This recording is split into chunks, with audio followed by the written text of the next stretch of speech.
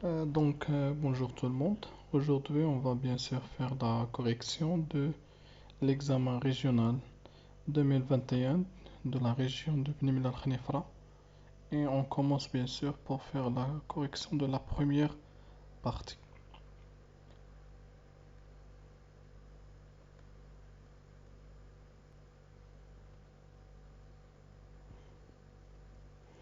Donc, l'exercice 1, cochez la bonne réponse.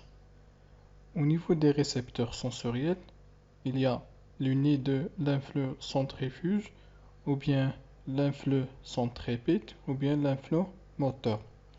Donc, on va maintenant faire, ou bien, c'est quoi la différence entre l'influx centrifuge et l'influx centripète. Donc, centrifuge, c'est-à-dire le message nerveux, il se déplace ici de le centre nerveux vers les muscles.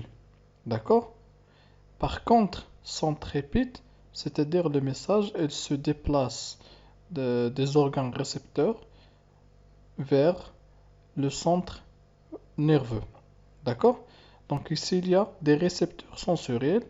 Donc automatiquement, la réponse est B. 2.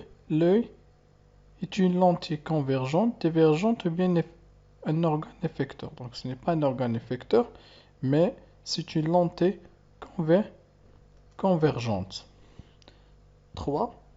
Le centre de la sensibilité consciente se trouve, donc automatiquement, bien sûr, le centre nerveux, il y a deux centres, surtout central, il y a l'encéphale et il y a la moelle épinière.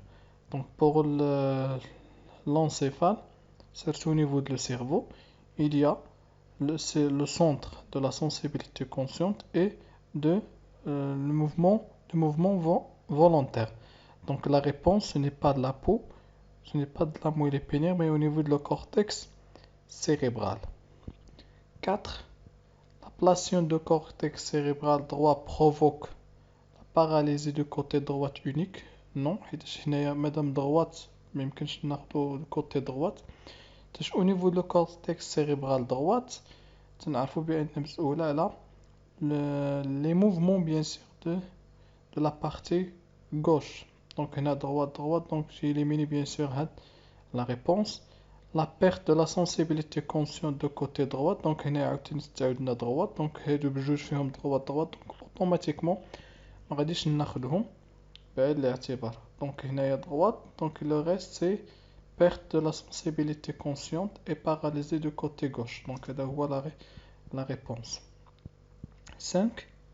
L'influx sensitif se transmet de récepteurs sensitifs à l'organe effecteur, ou bien de récepteurs sensitifs au centre nerveux, ou bien c'est de l'aire motrice à l'aire sensitive. Donc la réponse tout simplement c'est de récepteurs sensitifs au centre nerveux. 6. Le réflexe médulaire. Donc le réflexe médulaire ou bien le mouvement involontaire. Est-ce qu'il a pour centre l'aire motrice ou bien la moelle épinière ou bien une grenouille médulaire.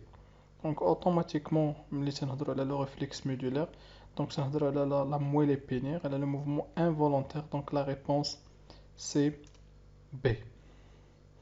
On passe maintenant à l'exercice 2.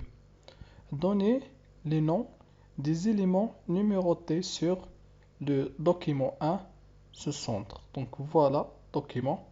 Donc هنايا c'est schéma bien sûr ديال un neuron. هنايا عندنا des fibres musculaires فيهم plusieurs noyaux. Donc 1 c'est quoi? Donc هنا l'élément c'est tout simplement c'est le corps cellulaire. هذا هو le corps cellulaire. هذا اللي تيكون lié par le corps cellulaire c'est l'accent. Très bien. Et troisièmement c'est sont des fibres musculaires. Donc هنا عندنا بزاف لي نوايو دونك تكونوا des fibres musculaires. Donc 4, voilà, il se trouve dans les fibres musculaires, il est au niveau du muscle.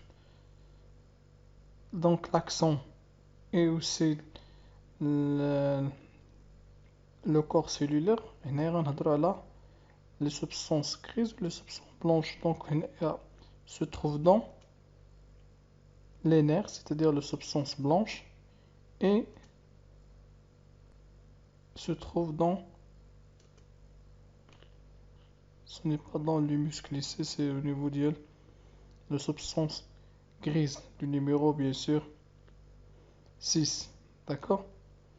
Donc, on passe à l'exercice 3. Complétez les couples ci-dessus. On écrivait bien sûr la lettre qu'on vient dans la liste B. Donc, voilà la liste A et voilà la liste B. Donc, il y a plaque motrice, élasticité du muscle, tendon, fibre musculaire. Unité structurale et fonctionnelle du muscle, fixe le muscle à l'os, capacité du muscle à revenir bien sûr à sa longueur originale ou bien initiale après sa contraction, zone de contact d'une fibre nerveuse avec des fibres musculaires. Donc, la plaque motrice, c'est zone de contact d'une fibre nerveuse avec des fibres musculaires. Donc, la réponse est D. 2. L'élasticité du muscle. C'est une propriété bien sûr du muscle. C'est quoi la définition de là? C'est la capacité du muscle à revenir à sa longueur originale ou bien initiale. Donc la réponse est C. 3. Tendon. Donc il est au niveau des éléments ou bien les constituants bien sûr des muscles. Donc c'est fixer le muscle A, l'os c'est B. Et dernièrement bien sûr c'est les fibres musculaires, c'est l'unité structurale et fonctionnelle du muscle. Exercice 4. Répondez par vrai ou faux. Donc, tous les micro-organismes sont pathogènes. C'est faux. علاش حيت داروا لنا tous les microbes. Donc هنا تنعرفوا بان كاينين دي micro-organismes اللي هما ماشي pathogènes. مثلا الميكرو-organismes qui se trouvent au niveau de l'intestin مثلا. Donc هادو ماشي pathogènes. Donc هنا مادام كاينه tout, donc la réponse est faux. Deuxièmement, tous les micro-organismes appartiennent au règne animal. Donc, on a obtenu tous les micro-organismes qui jouent le règne animal. C'est faux. Les virus ne se multiplient que dans des cellules vivantes. Donc, on a les virus, bien sûr, ils se multiplient par les caractères ou bien le mode de multiplication des virus. Ils se multiplient à l'intérieur des cellules ou bien les cellules hôtes. Donc, automatiquement, on a la cellule vivante. Donc, la réponse est vraie. 4. Les levures se multiplient par sporulation. La sporulation, c'est un mode de multiplication des champignons microscopiques. Et bien sûr, il y a deux types, soit par sporulation ou bien le bourgeonnement. Donc, les levures ici, ils se multiplient par bourgeonnement, mais chez sporulation. La sporulation, c'est pour les moissus. Donc, nous connaissons. Donc, on a la réponse va être faux. Les bactéries se multiplient par, bien sûr, par la division cellulaire, c'est vrai. Toutes les bactéries agissent par production de toxines. بطبيعة الحال ماشي كامل اللي تيعطيونا التوكسين، باش كاينين دي بكتيريا اللي تيعطيونا مثلا دي زونتيبيوتيك بحال le pénicilline par exemple, ماشي un toxine. Donc هنايا غادي تكون la réponse c'est faux. On passe à l'exercice 5. C'est compléter le tableau suivant. On écrit bien sûr le rôle principal de chaque, bien sûr, terme. Donc voilà, c'est les globules blancs. Donc les plasmocytes, c'est quoi le rôle d'eux?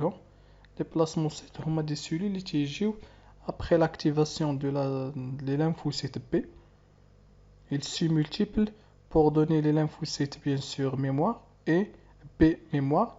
Et les lymphocytes, bien sûr, qui s'appellent les plasmocytes, donc qui est responsable à la production des anticorps. Donc on va les des anticorps. Donc voilà le rôle, c'est production des anticorps.